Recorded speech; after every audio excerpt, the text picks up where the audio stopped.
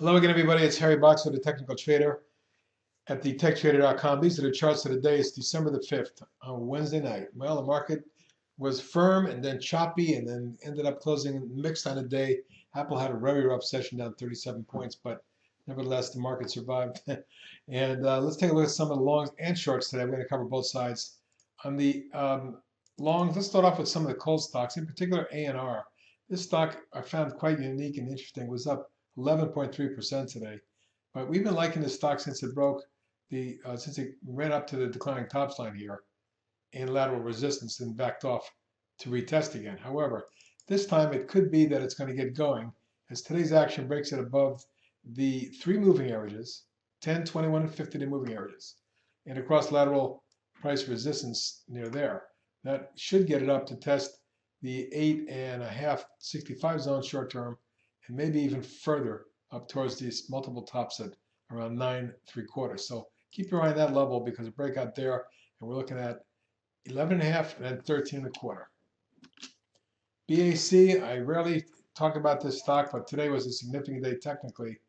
Take a look at this level here. You'll see that a major level of resistance was taken out right there with a big surge on a monstrous 463 million shares.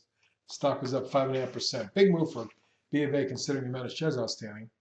And at this point, we may very well be on our way to reach higher levels, and my target is near 12 short term. Secondary target will be up around 14, 14.5. Strong move today from CIE as they announced an oil discovery and some positive developments in the oil industry also, with mergers of a couple firms set this one up for potential takeover. But you can see that the major declining tops line was edged through over the last couple of days, and today it gapped big on the news, closed at the upper end of the range, up 443 or 18.6%, and 7 million shares traded, the biggest volume since August. And we're right up against key overhead resistance now. If we zoom in, you'll see that this lateral line here was tested. The base has been completed. Multiple tests of the 20 area have held. The wedge was broken, a little flag formed, the moving averages crossed over and rolled up, and we spiked up. Any consolidation in this range should be construed as a possibility for a much stronger move into the low and then mid-30s. CYCC acting very well of late, and you can see the overall base pattern, the strong surge break to resistance, the wedge, the breakout, and then the rollover. Now this rollover contained itself near the bottom of the channel there, price was support from the pullback low in October. And then it turned around and spiked right back up to close at the highest closing level the stock has seen in quite a while. But today's high was right on the resistance at around 820. And a move to that level could get us quickly up towards the test of the 9.5 area, my next target for CYCC. Longer term, though, we could see a lot better implications of this move. It could take us to test the 12.75 range. So let's call it 9.75 and 11.75. First Solar, continuing to show you this because I like the way it's developing. Today was the first day it moved over 30, closed 29.94, up 33 cents. But more importantly, it appears that it's taken out overhead resistance here, reached the top of the channel and backed away. But this could accelerate. And if you can take a look at the longer term chart, this is the top of the channel that's formed from the June lows. The stock's already moved from 11 to 30, nearly tripling. But it appears like this could be a $40 stock at some point, up around there. Longer term target, 50, 48 to 50 zone. Green Mountain Coffee Roasters reached our trading target here today with the move up past 40 into the 42 zone, 42.5, and then backed off a little bit, but I can suspect that it may be difficult to blow through here, although there is a possibility that the gap is completely filled and the stock can reach the mid to high 40s, maybe even 50 if it continues this momentum. Very, very strong move, taking it from 23 to 42, 19 points, just in a couple of 3 weeks. Terrific move. IDCC continues maintaining its beautiful long-term rising channel off the June lows when it was trading around 23. It's already nearly double, reaching 44, 47 today. And each time it consolidates, tests support, so it's acting very well. And next move should be a run up to the channel top, up around 46.5, followed by more of an intermediate move to 49.75, 50. Big move today from low price MITK. We've been following this for a couple of years.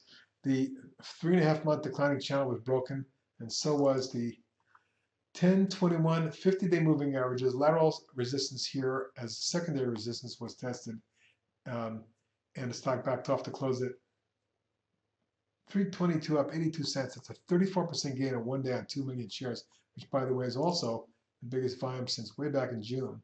Significant because if we do follow through that line, look for a move up towards 4, 4.25, followed by an intermediate move up towards 5. And with today's news, I believe we may start to see that. Any pullback may be construed as a buying opportunity, particularly if it comes on low volume.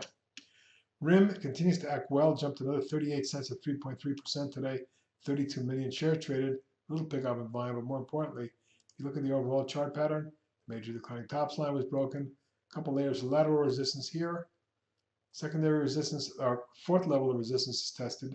My next target will be up near these highs around 15, 14.75, 15. My next target on RIM, especially if it pops through the 12.5 area. Sanmina had a big day today. That's a semiconductor stock that had built a nice base in the last 6 months. Notice today's pop takes it up through that level. 42 cents at 4.3%. Volume increased to 1.2 million. That's the biggest volume in about 4 or 5 weeks. It appears that Sanmina may make it up even further. Try to test these highs up around 11.5, perhaps even 12.5. That's my short-term target. Last day on the long side today, significant move from CIE. Now, I want to step back and show you something in this. A multiple 7-year base. Major resistance comes in just under 11 or around 11. And so I'm looking for a move up to test that zone. Should it come out, a major move may ensue that takes this into mid and then high teens. Keep an eye on this one as it appears to be developing very nicely. Today's action, as you can see, popped it up and out across this short-term channel and may accelerate it to test that 11.25, 11.45 zone short-term. Let's move over to a box of shorts and check out a few of those. Atlas Worldwide, well, after the head and shoulders and a sharp breakdown to support, it's bounced. All it's done so far is form a bear flag with lousy technicals. You look at the long-term pattern. If that's taken out and we roll over, we could very well see a move that takes us dramatically down towards the mid and then low 30s. CMG, well, we're back to keep an eye on this one as it's broken here and here, and yet may have one more to go. It appears that the large wedge is forming, and that if we do break this wedge and take out 254 or so, this could fall precipitously to 230 and then 210. Bottom of the long-term channel right now, down around 210. Interesting how the stock's already dropped in half from its high when we stated that in April. DBD, well, recent action shows that the stock came all the way down the bottom of the channel and lateral support and then bounced in what looks like a bear rising wedge. Now, there may be some additional upside, but anywhere around 31 or so could be a short for rollover and retest of 28 and perhaps a lot lower down to the bottom of the channel should this level be taken out. A move down towards 26 may take place. GTLS, after the massive top was broken here with the thrust to the downside, the best it could do is form a 1, 2, 3, 4 little 5-wave mini bear wedge. They take this out to the downside, look out below. A quick test of 52 will take place. Beneath that, no telling how far down this can go. HIBB continues to form a large head and shoulders type topping pattern. Left shoulder, head, right shoulder. It rolled over and broke the neckline. Been unable to get above it, forming a month-long consolidation that looks like a bear flag. And you can see the moving averages have crossed over and are rolling over. The downside momentum could take this 49.50 zone, perhaps even as low as 47. PCYC, although we loved this whole year, it finally broke hard and it's formed a rising wedge over the last 4 weeks. It may be very difficult to get through 58.60, and I don't believe it gets anywhere near that. Perhaps at this point, a failure at this level could precipitously fall to reach the 44 level and test this low, or even the bottom of the channel in the 36.7 zone. It remains to be seen, though. It was down 96 cents, or about 2% today, but we need to see some further downside to break this rising wedge. ROST, ROST stores has been ugly. That also had a rising wedge right to resistance. And here's an example of one that broke. And in the last 3 days, has been coming down. It was only down at 6 cents today. But if it does come down further, we may see a test of the 52.5 range. That's my short-term target, followed by a longer-term target down near 48. TDC's been moving in our direction. It issued a short on the snapback to resistance here. It rolled over for the last 2-3 weeks. Today tagged 56, and not far from my 55.6 target. But I do believe on an intermediate basis, if this continues, we could see mid-to-high 40s. And that's it tonight for the longs and short of it. HB out. Talk to you later. Good luck tomorrow.